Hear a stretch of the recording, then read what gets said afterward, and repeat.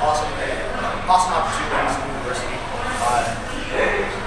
They're coincided with auto reserves, tuition assistance, Montgomery Jackal, all pay 100% tuition. And yes, well, I'm going to finish school, then we're going to go to school, and go to 4 years or something. No. How about you do the reserves? Before you can go to school. And all that. Centers of higher education, the universities, colleges were the centers of political discussion and pushback on that kind of thing. And everything in that arena has changed a lot. You don't see those kind of discussions, not to say that there aren't students that still feel that way, but it's not like it was. When I was in my mid-teens, all the commotion that was going on in the universities over the Vietnam War and all of that, you don't see any of that now. Nothing. A good example is about 3 or 4 years ago, well now it's been a lot longer than that, when Bush was in office. They had a campaign to end the war now. I think it was called End the War Now. And I actually went to universities from Bellingham, Washington, all the way down to Berkeley. And while the schools were in session, walking the campus, trying to hand out In the War Now pamphlets. Number one, everybody's got earbuds, and they can't even hear you. They don't care, and they don't want you handing them some pamphlet about ending the war. And it just shocked me. Maybe 2 out of 10 would take a pamphlet. The rest of them, I don't have time for you. I got my earbuds in, I got class, I don't want to get involved in politics, I want to get my degree, make my money. They call it their digits. Yeah, I want to make my digits. Yeah, that's what they call it.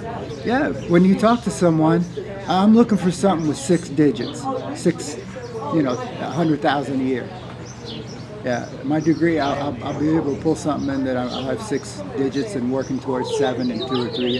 That's all they're concerned about is making their digits. Yeah, I can remember Berkeley. I wasn't at Berkeley, but I sure followed it. And well, if this was the 60s, all this 10 year, did you ever dream we'd be in a war for 10 years with Iraq? 10 years, all the money and all the innocent lives and the children, this drone thing, it's, I guess when you don't see the faces of the dying, it's much easier to kill.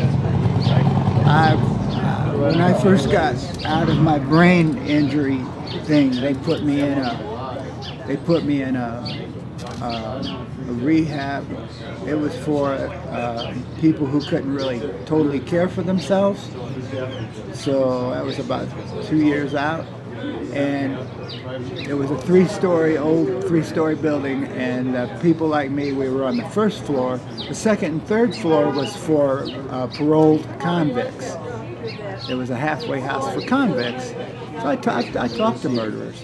And they'll tell you, when you kill somebody, when you kill another human, you see that face every time you close your eyes for the rest of your life. And when you can kill and not see that face, it makes killing easy. And I've heard that the operators of the UAVs, the drones, some of them are having PSD.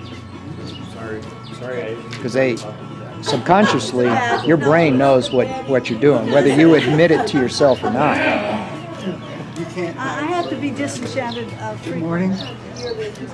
That's why I love this town. Hi, Ruby. Welcome back in town. What a beautiful morning. Good. You? I'm well.